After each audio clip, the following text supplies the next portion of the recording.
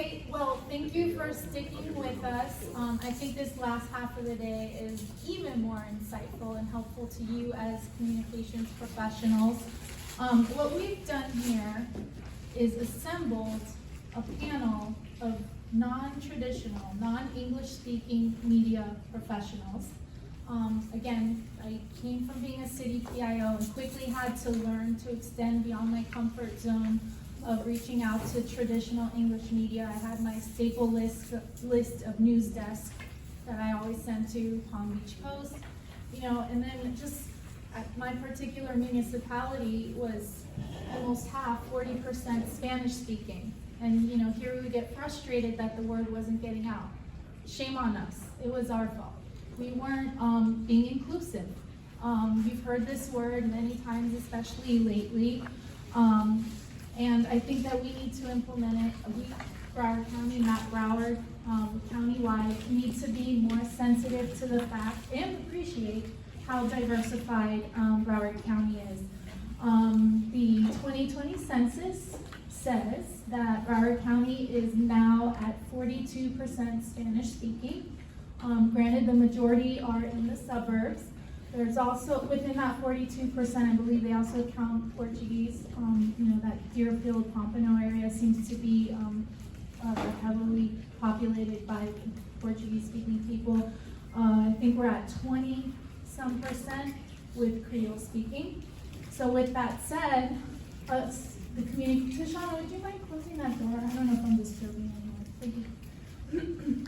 So with that said, I believe it is upon us as communications professionals to extend beyond our comfort zone and maybe our traditional boundaries and start incorporating messaging to a more diversified group, which is what Broward County is if we're going to do our job.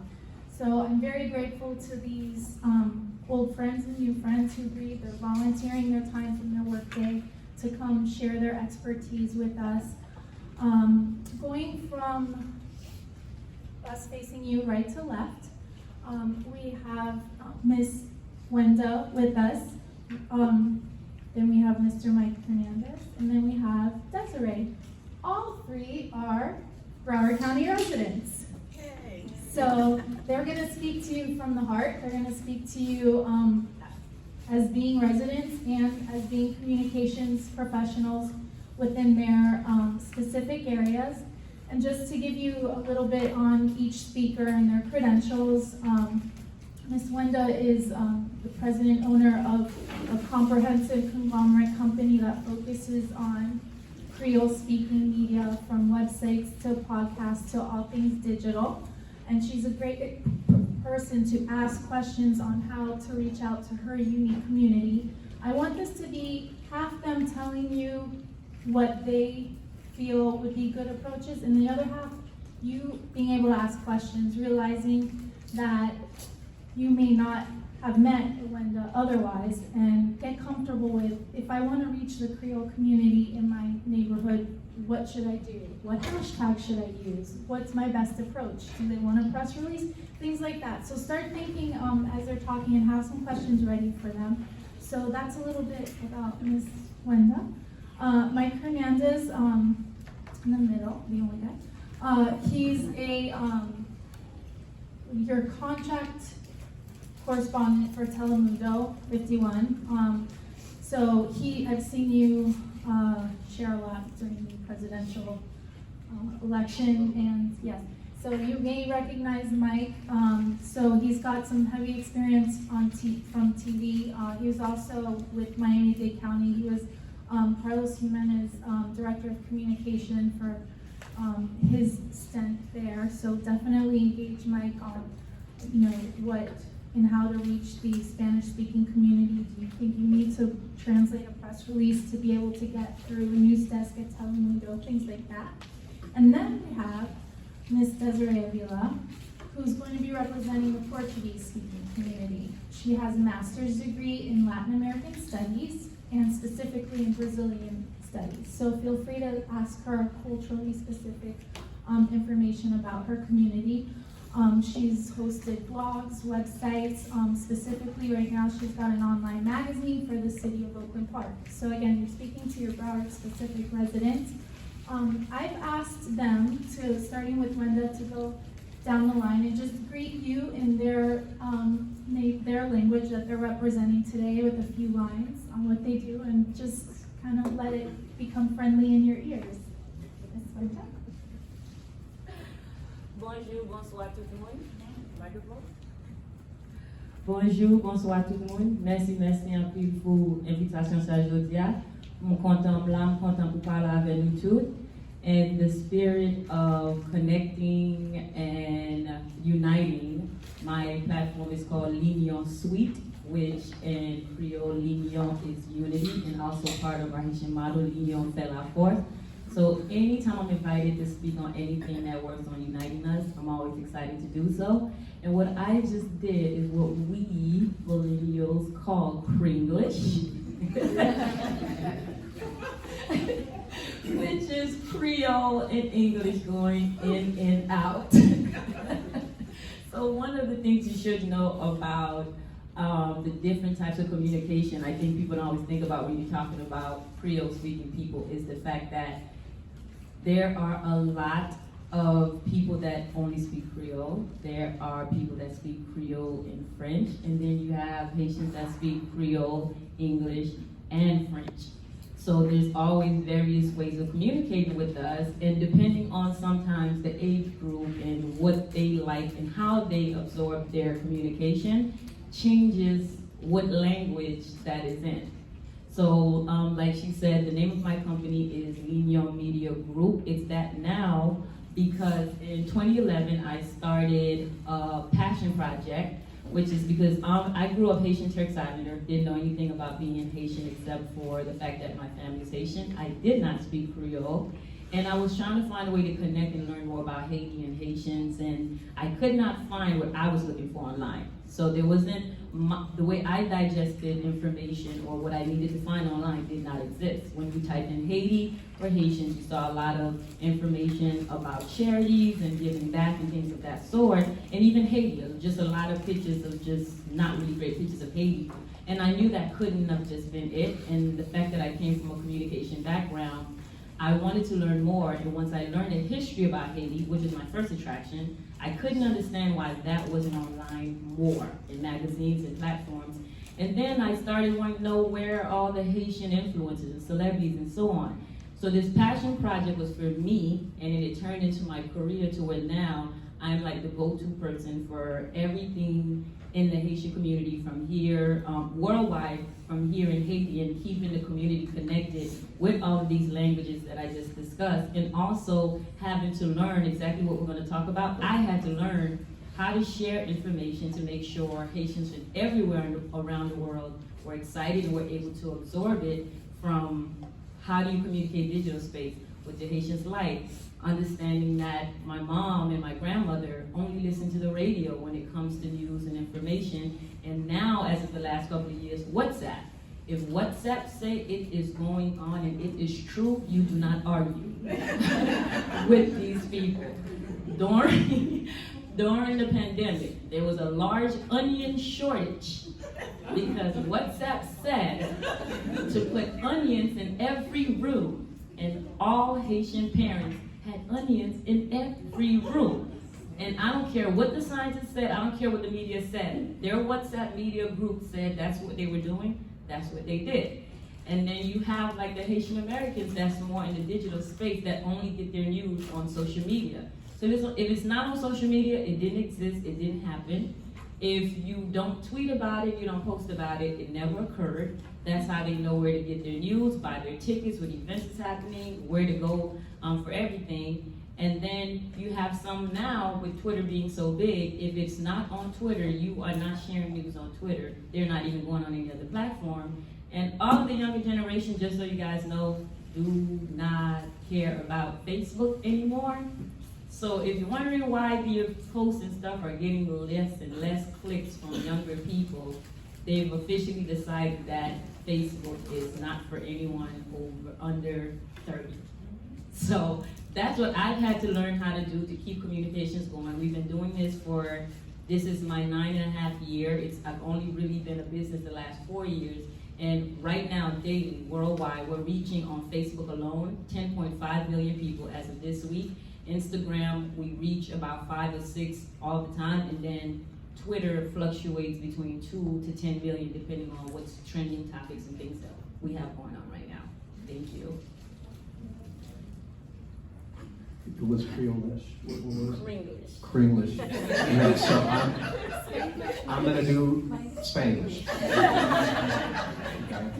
Buenas tardes, un placer estar con ustedes. That's basically, it's a pleasure to be here. It's hard to follow that. Basically, my day job is actually working at a lobbying and communications firm, and I'm the Telemundo 51, and sometimes, because they're a duopoly, the NBC6 political analyst with a friend of mine, Carlos Rebello, who used to be a congressman. But I work with them now on this side of the newsroom, when for 4 years before that, I was on the other end. The Dade County's unique, but it's kind of like a testing ground for what I think a lot of this program could be in Broward County and the evolution of how people get around Broward County. And I had a front row seat for 4 years with the mayor and working with the press. I can tell you very briefly, a lot of Hispanics, which by the way, there's more than just Cuban Americans. A lot of Hispanics in South Florida are Colombian, they're Venezuelan, they're Brazilian, and speak another language instead of just Spanish. There are differences in Spanish. There are some words that do not mean the same thing. And please always add accents. Never put, I have several examples of if you write something without an accent, it could be actually quite obscene in what you're saying. So there's a lot of issues there, but ultimately, look, I've been in Broward County 13 years. Even while I was Mayor Hernández's communications director and senior advisor, and in that government, the mayor really is, it's like dying and going to heaven. We have a lot of authority down there. Here we have a rotating mayor, that's a county, no. Over there, you oversee the 5 airports, the seaport, the police department, at least until 2024 when they convert back. The transportation department, which is the largest in Florida, 14th largest in the country. There's a lot of authority there and a lot of responsibility, and he was crazy enough to give me a very big role overseeing the administration. Most of the coverage that we had in that government started, you said WhatsApp, so back then it wasn't as hot, but started on Spanish language radio. And then it would become Spanish language television, and then the WSBNs, the WPLGs, CBS 4 and NBC6 would kind of move on it. So, especially in that county, follow me, I know that's not the county, but I'm going to get to it. What's happened over there is starting to happen in our county. And for 13 years, I've seen West Pembroke Pines and West Miramar, where I live, evolve to much more multicultural, much more traffic, by the way. We got to work on that, because it took me 40 minutes. But just, I encourage you all to look at different ways of communicating. I do think, and I've been a board member in Pembroke Pines, not a commissioner. I've been appointed by my commissioner to certain boards, and I've had the conversations there. Broward County is a wonderful place to live and work. That's why my wife and I and my 2 children are here. And we can only get better. I think this program, if you communicate it effectively throughout your cities, because again, one major difference, this is basically all incorporated in Broward. In Dade, you had to deal with like 34 cities, and then an unincorporated area, which was all county government. So you guys have it easier in that sense. Your people know where they live. I know I live in Pembroke Pines. I know when I cross over to Miramar, over there, it's like, that's unincorporated, that's Coral Gables, and I don't know what that is over there. So you're gonna have an easier job, but just, I'm happy to let you all know that yes, the way that you communicate with Spanish language media here matters, especially given the fact that they routinely, I see the ratings, routinely a Telemundo or a Univision will, depending on the hour, outrank or outrate, I should say, WSBN and PLG. And yes, as you said, press releases need to go in Spanish. Not necessarily because the kids at the news desks, they're my age or a little bit younger than me. They're bilingual. Spanish was not my first language. I had to reteach myself Spanish, much to the chagrin of my grandparents. But you have to communicate with them because many of the reporters in there are only Spanish speakers. And they doesn't like me. They all want to make sure that the information is in a language that they can understand. So I'll go into it later, but just, yes, it is important. If you're in an emergency, yeah, you send it in English first, but I don't know how many of you may already be doing this, but I encourage you to have Spanish and Creole and Portuguese if possible, someone that could translate your releases from English to Spanish, make it culturally sensitive. Again, can't say things the same way in a different language. Don't just, this is my English message and let me translate it. Google Translate is not your friend. Do not do Google Translate, folks, please. Especially not for Creole. They'll give you some other version of it, so happy to be here. Bom dia e bem-vindos. Meu nome é Desiree. Eu vim aqui falar com vocês da comunidade brasileira. So, good morning and welcome. My name is Desiree. I'm here to speak with you about the Brazilian community. As Nicole mentioned, my parents are both Brazilian, so I'm actually also a Brazilian national. And like this young lady over here, I was very curious to know more about my parents' culture. So when I went to school at FIU, I did Latin American Studies for my master's, but I also earned the title of Brazilianist. So besides speaking the language and knowing the culture from within and through my family, I've also studied it. I'm extremely familiar with it. And on the media side, I was actually a history teacher for 10 years. I left that career and became a real estate agent. And I started to blog. And my blogs were extremely popular in Portuguese. Now I only blog in English for the city of Oakland Park. I have an online magazine about the city of Oakland Park. And what I've learned from that project is that it's about connections and connecting with people. And so that's what I hope to help you with today, is to teach you how to connect effectively with the Brazilian community, because they want to hear what you have to say. And consuming it in their own language is extremely important, which is what Mike just said. It makes it a lot easier for them to do so, because if they're anything like my parents, I have my mother who's fluent in English and my dad who can't put two words together in English, you know? So he's not gonna watch things in English, he's gonna consume them in Portuguese. So you have the potential to bridge that gap and bring these people into the fold of American society, and they're here and they wanna participate. So it's extremely important what we're doing here today, and then hopefully we can all enlighten you.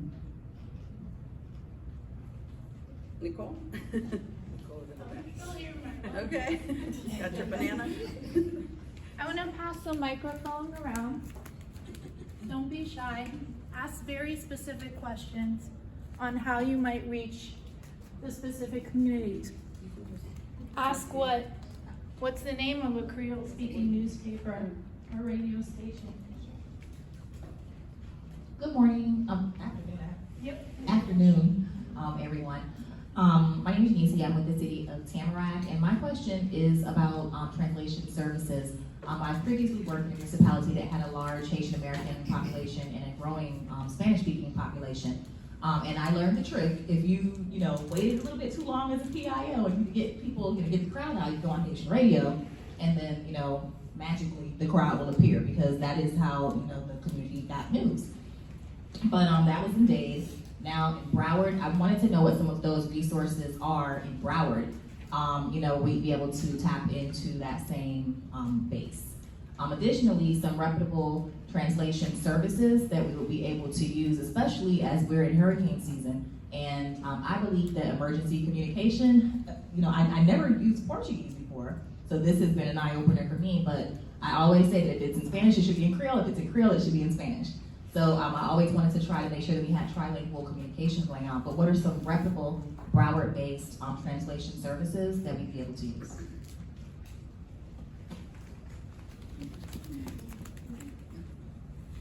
So I don't know of any exact Broward translation companies, but if I get your information, I'll send you an email of all the people that we work with and we've used. So the thing that I've learned from this, even from the translation part, is that the Creole speaking community, even though we were so used to being left out and not thought about. There was never like a group come together or a translation group that's together or organized for just these kind of services. So you have it to where things happen, elections or this emergencies happening, there'll be all of these different people that's qualified in that area will come together, and then they'll just provide the services. And we always had to literally send out a call for it, because we never, even us, I didn't even have a go-to space just to get that. So I had to build a list of people I know that provide that service, and then we have more of these individuals that's gone on and started their own companies, and that's also hiring people to do it. So I know like New York, for example, has it. They have a large group, and sometimes we've had to reach out to their large group when we have like bigger things going on. But in Broward itself, I don't know of an exact group in Broward or in Dade. We just have like different people that provide the services that I can go ahead and provide to you guys. Yeah, I'm gonna have to answer the same way, because in Dade County government, the staff we built was mostly bilingual, and then we had Haitian-Creole. We had someone on staff. If that's not feasible, I think, I could give you information of some of the folks. I think Pembroke Pines may do the same thing. I think they have someone on staff, but a translation service is not something that I know off the top of my head, especially Broward based, but happy to help if we exchange info.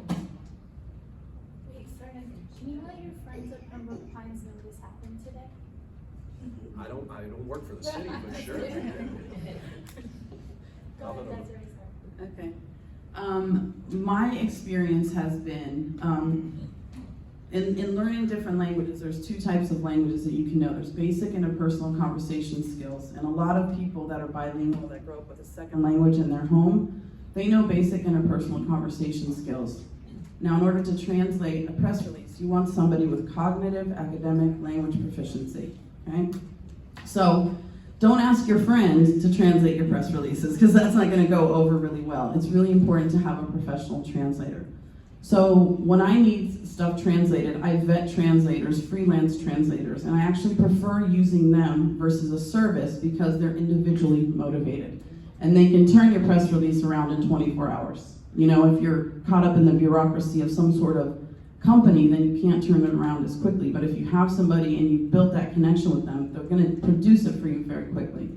So that would be my advice, is to find individual translators and vet them, make sure that they know and they have cognitive, academic, language proficiency. And I can share with you the ways that I find these people. And I'm sure that we're going to get everybody's contact information. I'll be happy to pass that along. You're welcome.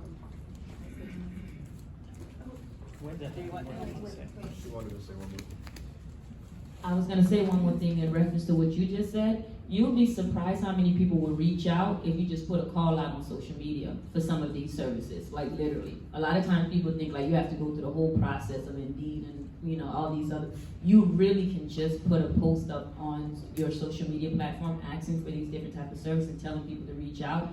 Your Instagram stories, Facebook, Twitter, whatever, and people will see it and will reach out. And if they can't provide the services, they'll be happy to provide someone else, because one of the things that we talk about a lot in the Asian community is that we don't have these things, or we're not included in these things. So when you see like a large company or someone actually requesting it, people get excited about that.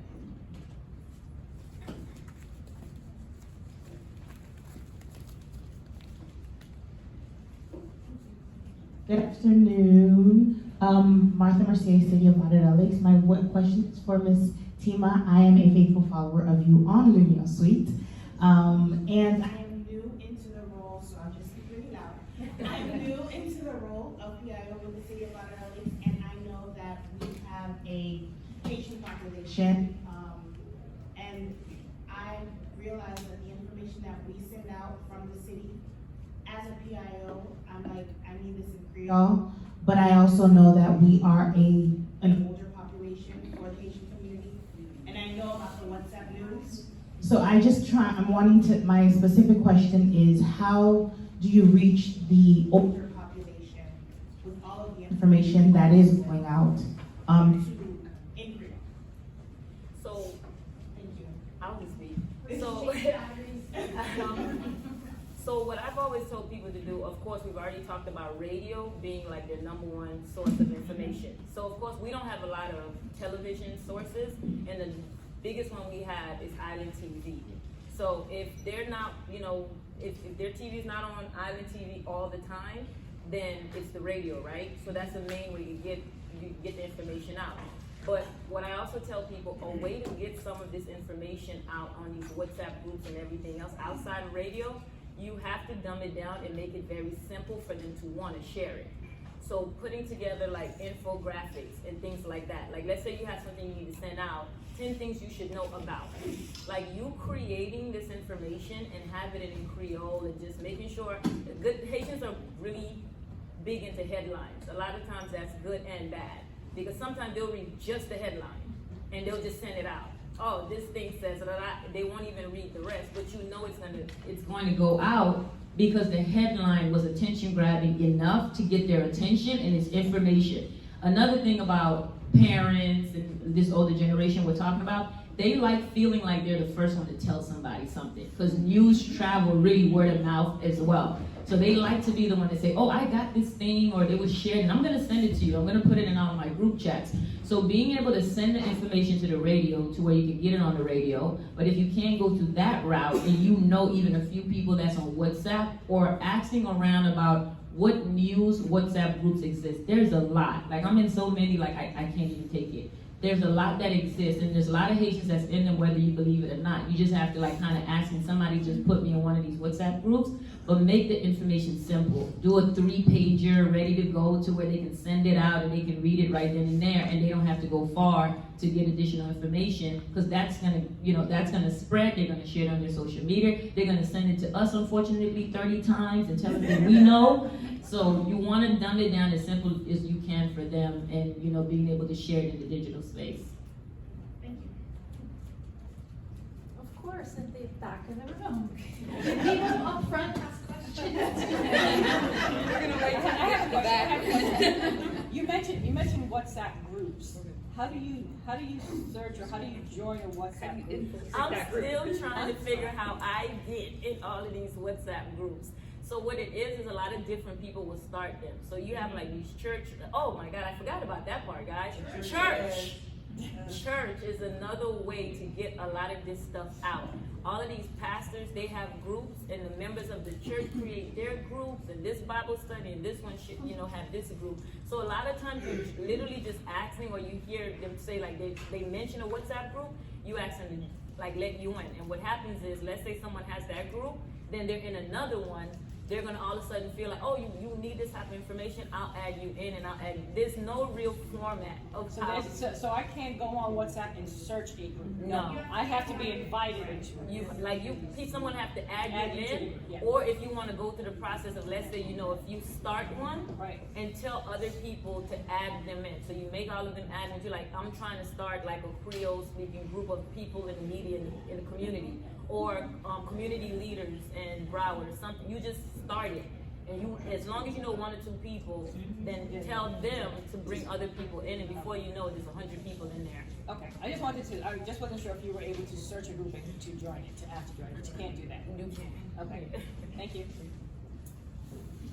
Hi, I'm Diana from the city of Fort Lauderdale. I just wanted to give a tip to all the other cities that are here on the topic of translators. Our city manager's office actually maintains a list of city employees who are comfortable speaking a language and are welcome and are happy to help with translating anything that you need. So maybe that's something for you to consider. Perhaps within your communications office, you don't have these capabilities, but citywide, if you think about all your employees, they have interesting backgrounds. I'm looking at our list right now. We have people who can speak Hungarian, Japanese, Norwegian, in addition to the languages that we're talking about here today.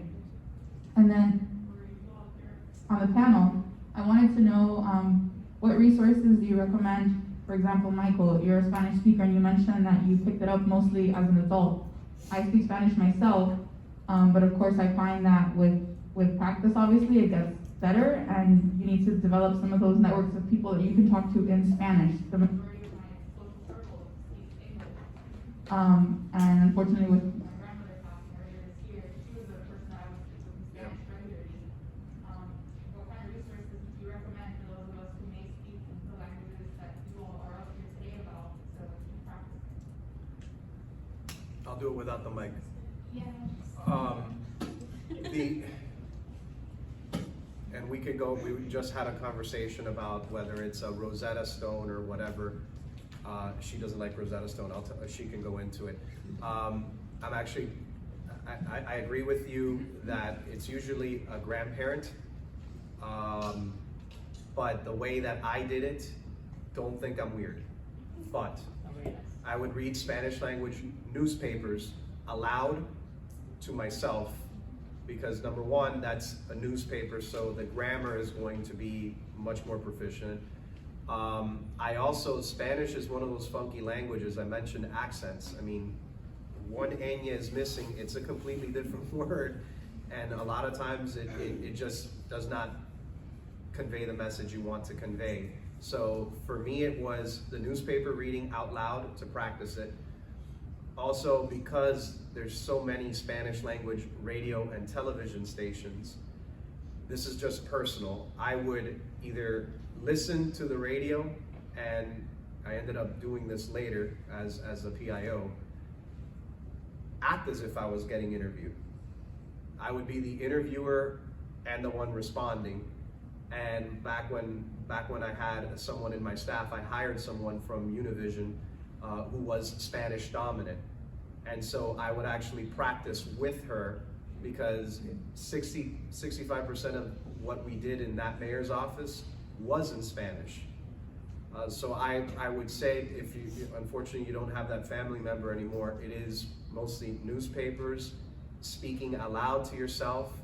If you like a Rosetta Stone or some other service, that you could use that as brushing up, but at the end of the day, there's nothing that beats reading it aloud, trying to converse with someone in the language, and understanding that don't overthink it. Don't try to, like this. I used to work with Spaniards. Okay, their Spanish is very different. I'm not going to be able to get into the verbiage that they have.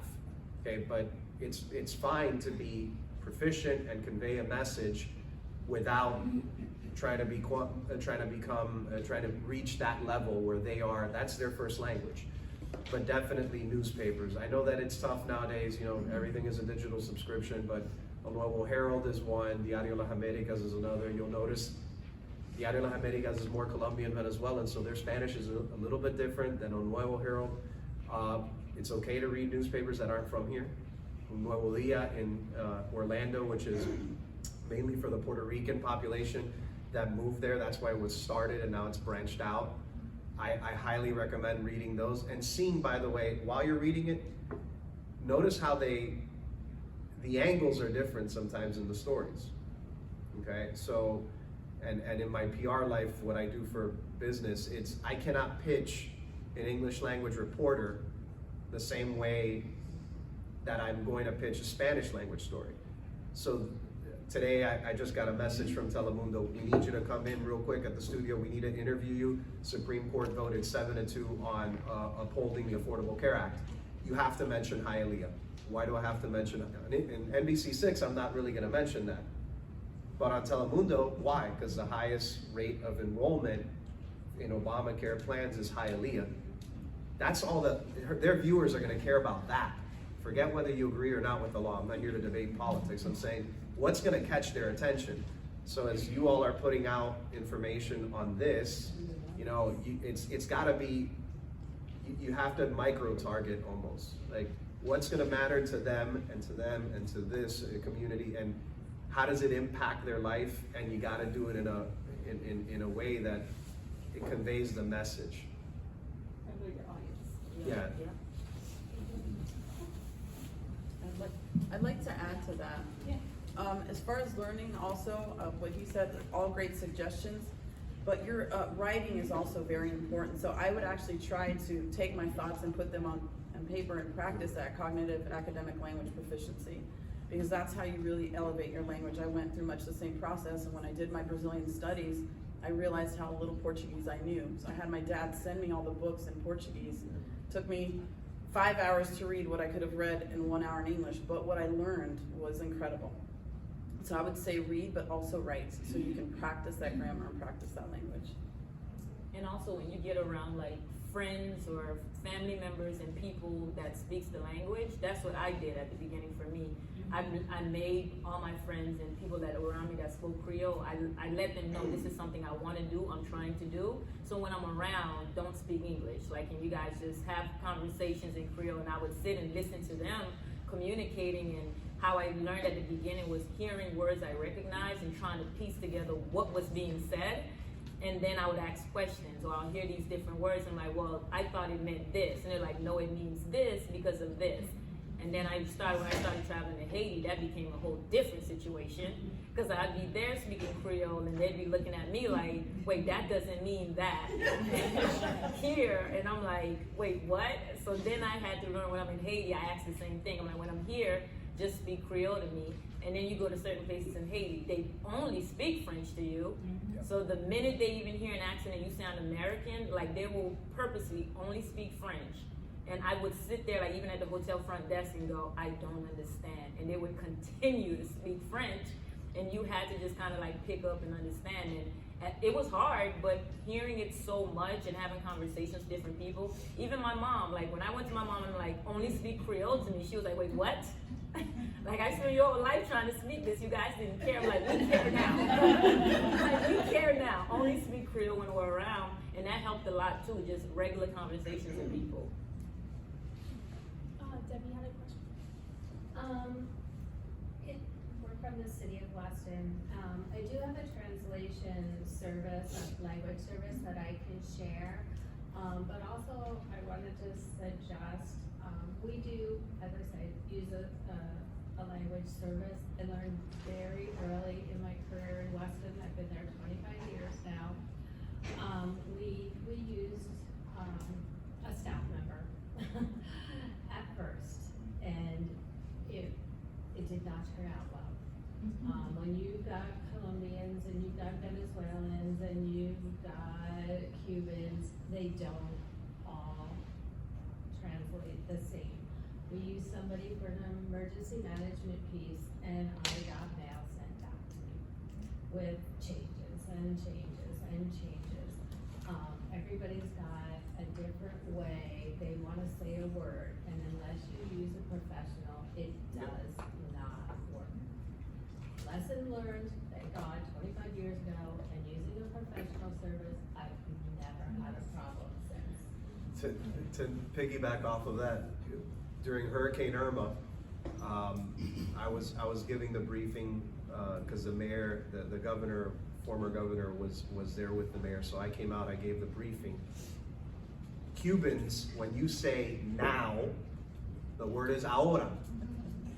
Colombians and Venezuelans say ahorita. To a Cuban, that means a little later. So I had to finally say ahora, now, like right now, because if not, it did not. Some folks would say, oh, okay, you know, perhaps I have a little bit of time, or ahora mismo. So it sounds funny, but at the end of the day, it's the difference between, hey, you need to evacuate now, and you need to evacuate a little bit later. You know, another thing that we didn't talk about too when you're talking about the translation services, visuals, photos, the different types of photos you use for different communications. Like sometimes we've had people like, you know, they'll do a commercial and they just assume we're just gonna throw, you know, the Creole audio over the same exact commercial and then send it to us. And then I'll be watching this like, Doesn't match. yeah, this is not gonna translate well.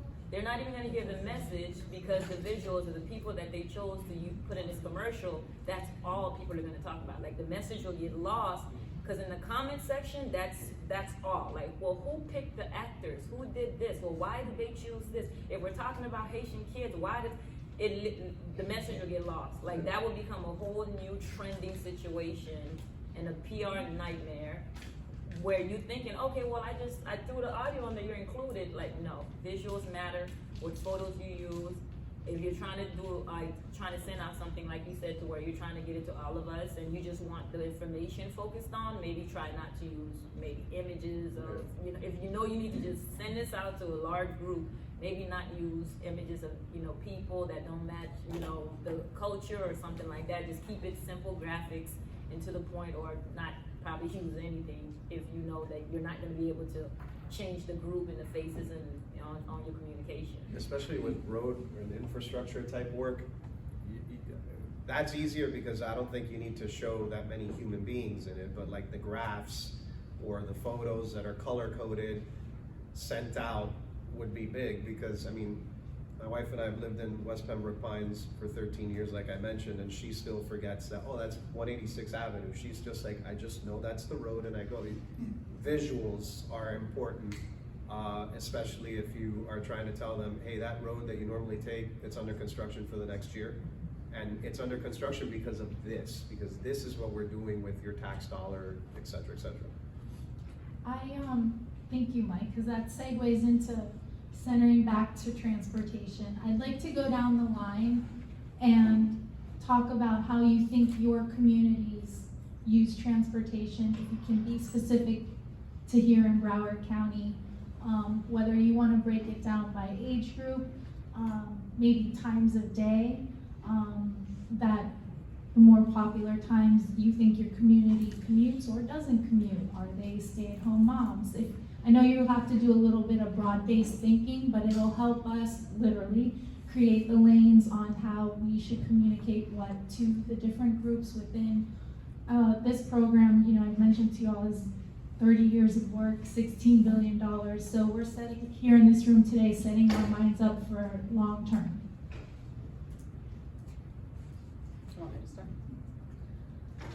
So I'm not really sure what times my community uses the transportation, but what I can tell you is that there are some people that are here that are undocumented. We all know that. And they're here, they're searching for an American dream. They want to work, they want to do things, they want to participate in our American democracy. And they won't drive because they can't get a driver's license. So if there's public transportation options for them, it's going to make their lives that much easier, because they're not going to be worried about getting arrested and getting deported and that sort of thing. For this reason, I think that's important. And then you have another part of the population that maybe is not comfortable with driving at all because they never really drove in the first place. And so the public transportation would allow them to move around a little bit more if they had those resources. Otherwise, it falls on a family member, and it limits what they can do and how they can participate in their community. So I think those are two very important angles from what I see from within my own community, is that it will allow people that are generally limited, their mobility is limited for one reason or another, to actually be able to move around and participate more positively in their community. Hispanics are all spread out throughout Broward County. I understand a lot live in the suburban areas, but their needs are basically how do we get from point A to point B, and mostly, I'd say like 97% of them are using either their own vehicle or someone else's vehicle. But something that I've noticed in Pembroke Pines, at least, the community circulators that I don't know if every city in Broward has, but those are very important, especially for the elderly. They want to be able to get to the grocery store. Where I'm at, Sedanos is a big one. Yes, they do go to Publix as well, but those are the types of areas where they would need. So anything that has to do with community, the community services, it's critical, because not all of them, and it's not a knock on this county or the one that I worked in as well. The bus service is often spaced out. I know we're changing that, I know what's happening, but we're connecting, I get it. But just imagine that the fact that some folks have to wait out in the heat, sometimes for an hour, to board a bus that's also in traffic to get them to somewhere else, they choose the circulators more often than not. That gets them to the general points where they need to be. So I understand we have to talk about all public transit, but especially elderly Hispanics. I can tell you, if you go to 172nd Avenue and Pines Boulevard, where that Sedanos is, you get several, they're called community buses, the Pembroke Pines community buses. You wonder how many people fit in there, because it's just droves going off and droves coming in. And especially Hispanics, remember, they are very, that is my grocery store. That is my bakery. That is my mechanic. And they go there. That is something, and I'm sure it's true of other communities, but in your messaging, get creative, whether it's WhatsApp groups or whatever, just make sure that they know, hey, that community circulator is going to take you to esta panaderia, this, donde haces los mandados, where you're going to do your groceries. Make sure that you can, if you can, include certain locations that are relevant to them. You want to know where a lot of the Hispanics in Miramar and Pembroke Pines go? I'll tell you, in the morning, roughly 7 a.m., La Carreta in Miramar. I love the city of Miramar, what they do. They have community functions there. I think Mayor Messam is there as well sometimes. That, to me, is important because they know, they have seen, that's where these folks are coming. I think federal law enforcement actually had something recently there where they came and sat there and said, by the way, this is what we do for you. Okay, just in the outside area, because Cubans and Hispanics love their Cuban coffee. So they sat right there, and that they went to the people and explained it to them. That is my recommendation. Get as granular as you can. WhatsApp is one of those granular tips. Get as granular as you can, think outside the box, and really go where they are, and make sure, yeah, the broad-based is important too, the radio, the television is important too, but also get really in there and talk to these folks where they are, even if it's handing out a pamphlet or figuring out what WhatsApp group they're in where you can send the information. I completely agree with everything that they just said, and pretty much the same exact thing they just said applies to the Haitian community as well. And on top of everything, the only two additional things I would add to that is definitely working with the Haitian churches, because they really have a lot of power when it comes to communication. And a lot of times the community may not even be aware certain things are happening. So you have a lot of the churches that's coming up with programs and different things for these things. Like they think it makes sense to start having a community van or start, helping out on every Saturday. Like they'll pick up certain people and help them because they're not aware, that there's all these other options that exist. So making sure that the churches are aware of these things to know you don't even need to start this service, it already exists, and this is how it works, and this is where it is, to where they can now work on joining and working with you guys, or even letting everybody in the church know it's one. Another thing that's also big in the Haitian community when it comes to transportation is a lot of times the kids are the ones driving the parents around. So you have it to where parents literally save up all their money, even though they've been taking public transportation all this time, to buy